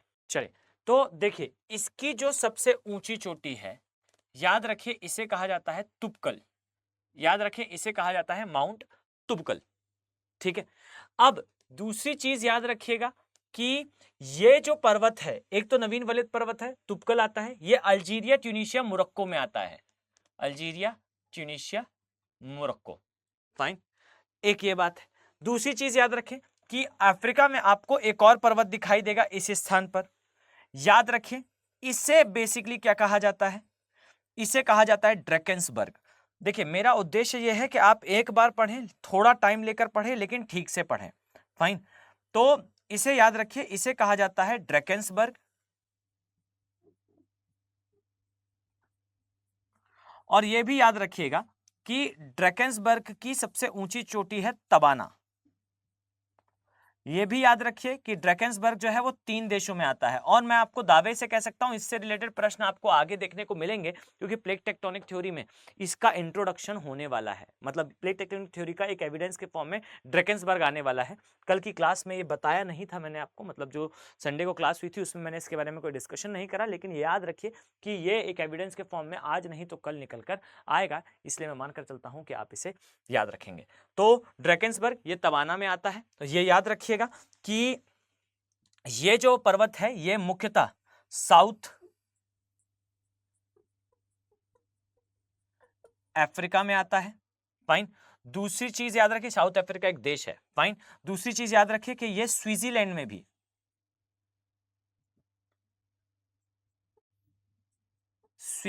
भी देखने को मिलता है। और यहां ध्यान देने योग्य है, याद रखिए कि स्विट्जरलैंड जो है ये एक ऐसा देश है जो केवल और केवल एक देश से अपनी सीमा साझा करता है। ये लैंडलॉक है, और लैंडलॉक है बाय वन नेशन, एक ही देश के अंदर आता है। और वो देश कौन सा है? साउथ अमेरिका, माफ कीजिएगा, साउथ अफ्रीका। ओके, तो ड्रैकेंसबर्ग पर्वत, इसके बारे में आपको याद रखना है, surrounded by only one nation.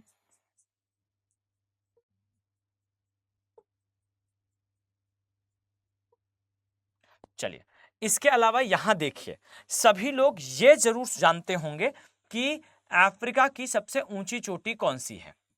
ठीक है, ये सभी लोग जानेंगे, लेकिन आपको इससे आगे जानना है। याद रखें कि ये है किलिमंजारो। फाइन, याद रखिएगा किलिमंजारो आता कहां पर है? आता है तंजानिया में। और याद रखिए कि किलिमंजारो के पास से ही होकर गुजरती है क्या? भूमध्य रेखा। और यह भी याद रखिएगा कि यह एक गर्म क्षेत्र में आता है, लेकिन याद रखें कि यहां पर्वत पर जो है वो हिमाच्छादन है। फाइन। और हिमाच्छादन का मुख्य कारण क्या है? इसकी ऊंचाई। मैं पहले भी बता चुका हूं कि ऊंचाई बढ़ने के साथ तापमान क्या होता है? कम होता है। तो याद रखिए कि चूंकि इसकी ऊंचाई ज्यादा है, इस कारण जो है तापमान कम होता जाता है। तो आपको याद रखना है किलिमंजारो तंजानिया में आता है। अफ्रीका की मैं यहां मेंशन कर दूं, ये अफ्रीका की जो है वो सबसे ऊंची चोटी है।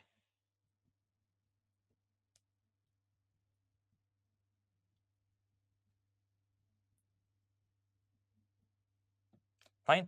चलिए, तो ये अफ्रीका के पर्वत हुए। अब इसमें भ्रंश आपको याद रखने हैं, लेकिन कहां कहां भ्रंश है, कौन कौन सी झीलें हैं, मैं बता चुका हूं। फाइन। यहां पे आपको जो है लेक असल मिलेगी, असल के नीचे तुर्काना मिलेगी, तो तुर्काना के नीचे है जो है वो आपको तांगानिका, न्यासा और एडवर्ड, एल्बर्ट और ये सारी झीलें आपको देखने को मिलती हैं। तो मैं मानकर चलता हूं कि आपको ये सारा पोर्शन जो है वो याद है, लेकिन आपको याद करना पड़ेगा बार बार रिपीट करने के साथ। ओके, ट्राई करें कि वीडियो को एटलीस्ट 2 बार देखें और मेरी एडवाइस को थोड़ा सा माने। देखिए, आप इसे जो है वो थोड़ा एक्सेप्ट करें कि आप अगर शिक्षा में पैसा खर्च नहीं करेंगे तो शिक्षा आपके लिए जो चेंज का पाथ है वो हमेशा पीछे रहेगी, आपकी प्राथमिकताओं में पीछे है शिक्षा। आप थोड़ा सा मेरी एडवाइस मानिए। आप, ये कोई बहुत बड़ा कॉस्ट नहीं है। आप, मैं सिंपल सी बात बताऊं, आप कोई जो है वो इसे इस तरीके से ना ले कि मैं आपको कुछ चीज बेचने का प्रयास कर रहा हूं। मैं एक जेन्युइन एडवाइस दे रहा हूं। याद रखिएगा कि आईएएस का एग्जाम ये सपना बड़ा है। फाइन, आप एक समय पर लाखों रुपए कोचिंग में दिया जाता था, लाखों रुपए खर्च होता था एक सिटी से दूसरी सिटी जाकर 1 महीने 1 साल रहने में। आज ये सब खत्म हो चुका है। समझे कि एक समय पर ये सब कुछ खर्च करने के बाद भी व्यक्ति का सिलेक्शन नहीं होता था। आपको बहुत थोड़ा सा, बहुत कम जो है वो एफर्ट ऐड करना है। आप कुछ भी करें, आप जो है वो, मैं तो कहता हूं कि आप अपने सपने के लिए जॉब करें। अगर बहुत सारी परिस्थितियां खराब हैं तो निकलिए घर से और जॉब करना स्टार्ट कर दीजिए। 3 महीने ठीक से लगकर काम करिए और काम करने के बाद पार्ट टाइम जॉब करेंगे। 3 महीने की सैलरी में आप कोर्स परचेस कर लेंगे। अपने सपने के लिए सेक्रीफाइस करें। फाइन, तो मैं ये मानता हूं कि अगर आपने इसका पार्टिसिपेशन करा, एक तो सबसे सही बात यह है कि आपको मार्केट में जो है वो इससे, मतलब जो इसकी इंडस्ट्री है, इससे कम कॉस्ट पर शायद ही कोई कोर्स मिले। अगर मिलता है तो फिर आप मान लीजिए कि उसमें क्वालिटी नहीं है। और क्वालिटी और साथ में आपका जो नॉलेज है, ये दोनों इंप्रूव हो जाएगा। आपको बहुत कोई ऐसी बहुत कॉस्ट नहीं देनी। अगर आप चाह लेंगे, आपका दिल जानता है, अगर आप ये चाह लेंगे कि मुझे ये कोर्स परचेस करना है तो आप ये परचेस कर सकते हैं। बस आप एक जिद में हैं कि नहीं, मुझे फ्री में ही पढ़ना है। फाइन, तो फ्री में तो पढ़कर आपका सिलेक्शन होगा, लेकिन इसमें बहुत समय लगेगा।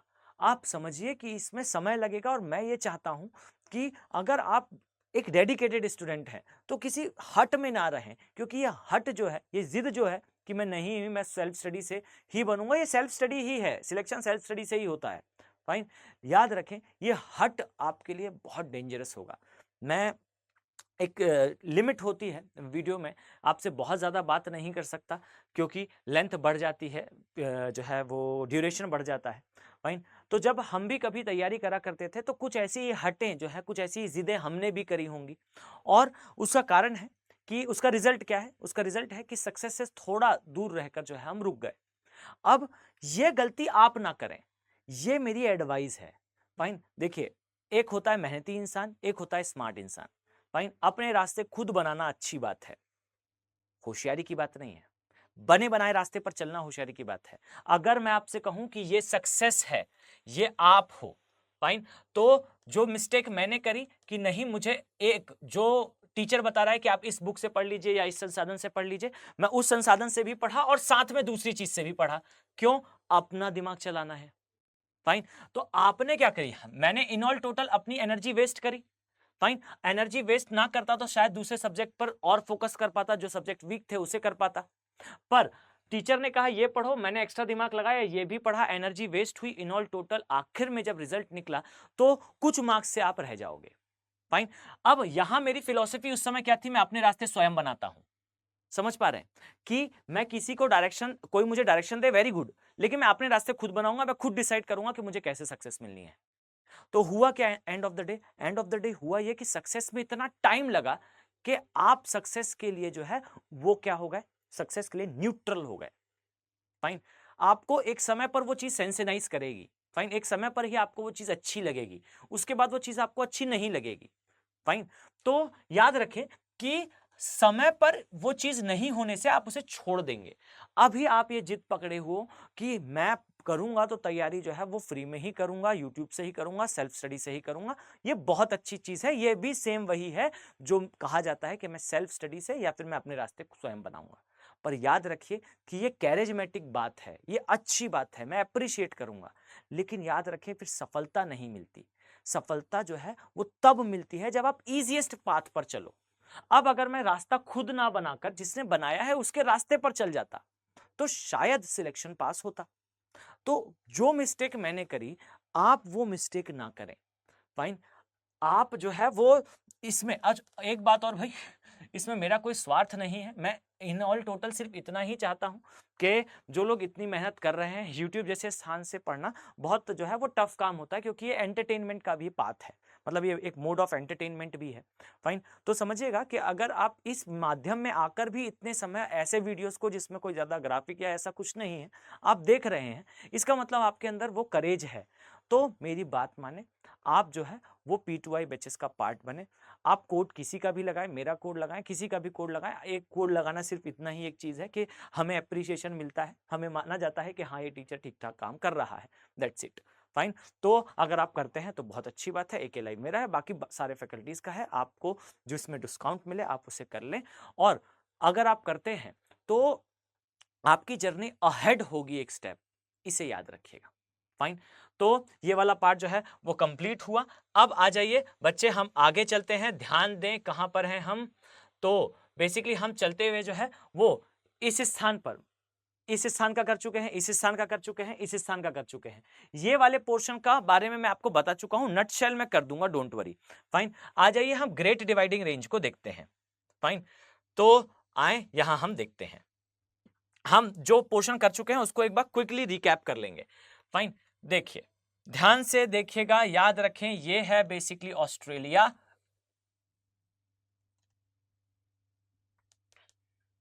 फाइन, और ऑस्ट्रेलिया में मुख्यतः ये थोड़ा सा जो है वो इतना शार्प शेप का नहीं है, या आपको कुछ इस तरीके से दिखाई देगा। याद रखिए आपको ऑस्ट्रेलिया में ना इस स्थान पर आप पाएंगे कुछ इस तरीके से, यहां विस्तार दिखाई देगा किसका, यहां पर विस्तार दिखाई देगा ग्रेट डिवाइडिंग रेंज का। ठीक, पहली चीज याद रखिएगा, ग्रेट डिवाइडिंग रेंज जो है ऑस्ट्रेलिया के उत्तर पूर्व में आती है। फाइन, मैं यहां मेंशन कर दूं।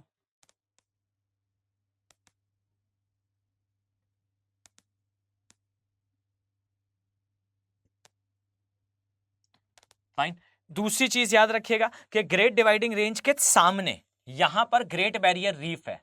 तो एक चीज तो हमेशा याद रखिए कि ग्रेट बैरियर रीफ और ग्रेट डिवाइडिंग रेंज ये आपस में समानांतर है।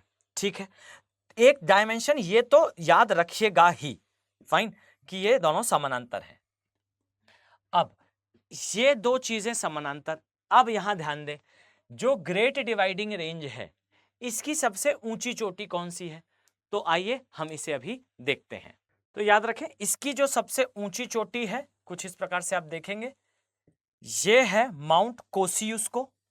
ये याद रखिए कि माउंट कोसियुस्को जो है वो कहाँ आता है, तो ये ग्रेट डिवाइडिंग रेंज के दक्षिणी भाग में आता है, जो ये बताता है कि इस माउंटेन रेंज की औसत ऊंचाई जो है दक्षिण की दिशा में जाने पर क्या होगी, इंक्रीज होगी।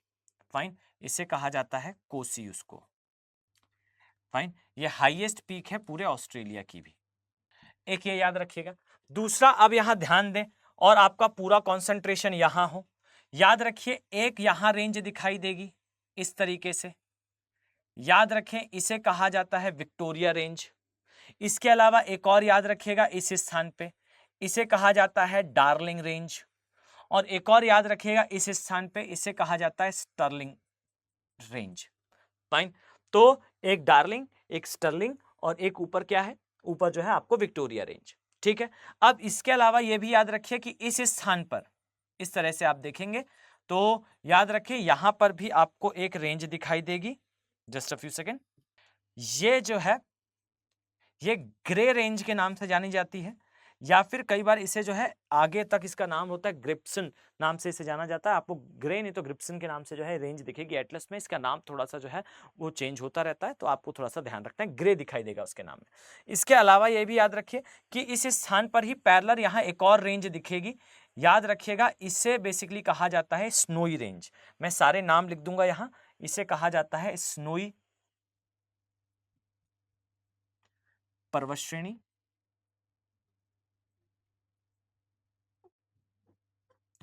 ये जो है ये है विक्टोरिया,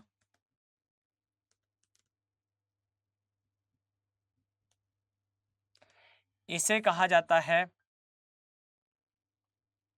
और इसे, इन दोनों की मार्किंग मैं आपको यहां पर जो है एक ऊपर एक नीचे से एक्सप्लेन कर देता हूं। याद रखें इसे कहा जाता है डार्लिंग,